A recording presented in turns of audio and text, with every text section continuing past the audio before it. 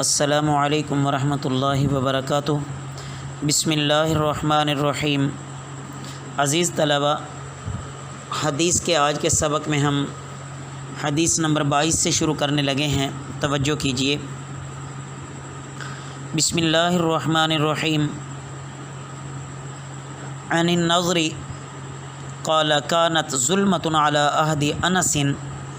نظر تابعی رضی اللہ تعالی رحمہ اللہ بیان کرتے ہیں کہ حضرت انس رضی اللہ تعالیٰ عنہ کے زمانے میں ایک دفعہ اندھیرا چھا گیا۔ فَأَتَيْتُهُ، میں ان کی خدمت میں حاضر ہوا۔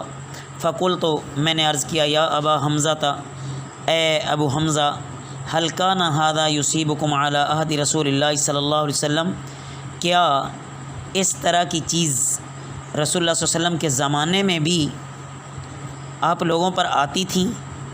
فقال معاذ اللہ، انہوں نے فرمایا اللہ کی پناہ، ان كانت الريح لتشتد، کہ وہاں تو یہ حال تھا کہ اگر ذرا بھی ہوا تیز چل پڑتی، فنبادر الى المسجد مخافۃ ان تکون القیامہ، تو ہم قیامت کے خوف سے مسجد کی طرف دوڑ پڑتے تھے۔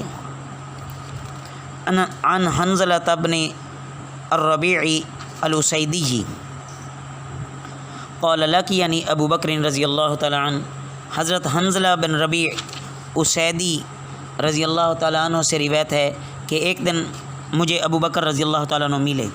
فقال کیف انت یا حنظلہ، انہوں نے کہا اے حنظلہ آپ کیسے ہو؟ قلت، میں نے عرض کیا، نافق حنظلہ، حنظلہ منافق ہو گیا۔ قال سبحان اللہ ما تقول، فرمایا سبحان اللہ آپ کیا کہہ رہے ہو، اللہ پاک ہے، تم کیا کہہ رہے ہو؟ قلت، میں نے عرض کیا، نکون عند النبی صلی اللہ علیہ وسلم یذکرنا بالنار والجنت کأننا رأی عین۔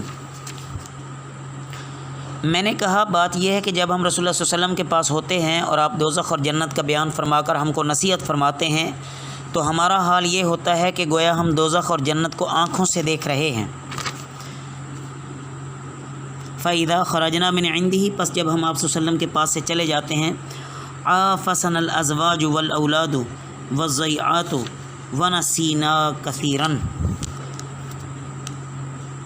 تو بیوی بچے زمین اور کھیتی باڑی کے کام ہم کو اپنی طرف متوجہ کر لیتے ہیں اور پھر ہم بہت کچھ بھول جاتے ہیں۔ قال ابو بکر، حضرت ابو بکر صدیق رضی اللہ تعالیٰ عنہ نے فرمایا، فواللہ اللہ کی قسم، انا لتلقى مثل ذلك،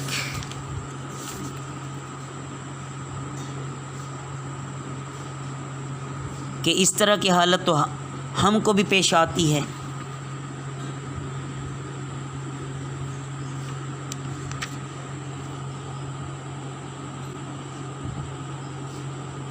انا لنلقى ہونا چاہیے، یا اگر یہ بھی ہے تو، کیونکہ بے شک البتہ ہم بھی پاتے ہیں مثل ذالک، اس طرح کی حالت۔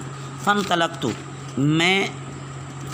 انا و ابو بکر، میں اور ابو بکر رضی اللہ تعالیٰ عنہ چلے، حتی دخلنا علی النبی صلی اللہ علیہ وسلم، یہاں تک کہ ہم نبی کریم صلی اللہ علیہ وسلم کے پاس آئے۔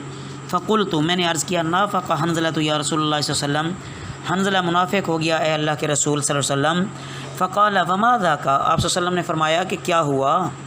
قلت، میں نے عرض کیا، نکون عندک، جب ہم آپ کے پاس ہوتے ہیں، تذکرنا بالنار والجنت، آپ صلی اللہ علیہ وسلم ہمیں جنت، جہنم اور جنت کے بارے میں نصیحت فرماتے ہیں،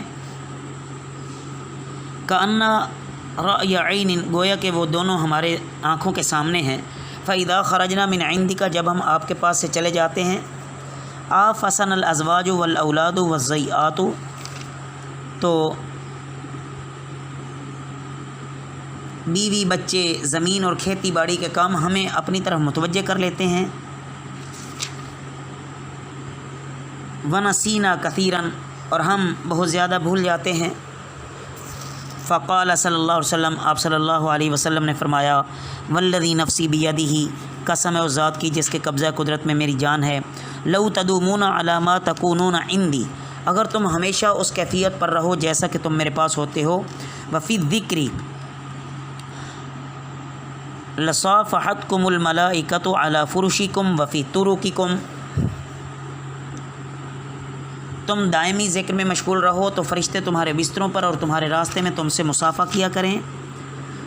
ولیکن یا حنظلۃ ساعۃ وساعۃ ثلاث مرات، لیکن اے حنظلہ بس اتنا ہی کافی ہے، اتنا ہی کافی ہے۔ یہ بات آپ صلی اللہ علیہ وسلم نے 3 دفعہ ارشاد فرمائی۔ مقصود یہ ہے کہ بس اتنا ہی ہوتا رہے تو یہ بھی بڑی بات ہے، وقتاً فوقتاً اتنا ہی ہوتا رہے۔ لیکن حضرت حنظلہ رضی اللہ تعالیٰ عنہ کی اس روایت سے اندازہ کیا جا سکتا ہے کہ صحابہ رضی اللہ تعالیٰ عنہ مجمعین میں آخرت اور دین کی فکر کس درجے کی تھی کہ اپنی تھوڑی سی حالت میں بھی اگر تبدیلی دیکھی تو اپنے اوپر نفاق کا شبہ کرنے لگتے۔ اور آج ہم اپنے بھی گریبان میں جھانک کر دیکھیں کہ ہم کہاں پھر رہے ہیں۔ اللہ ہمیں صحابہ کرام رضی اللہ عنہم مجمعین کے نقش قدم پہ چلنے والا بنائے۔ وما علینا الا البلاغ المبین۔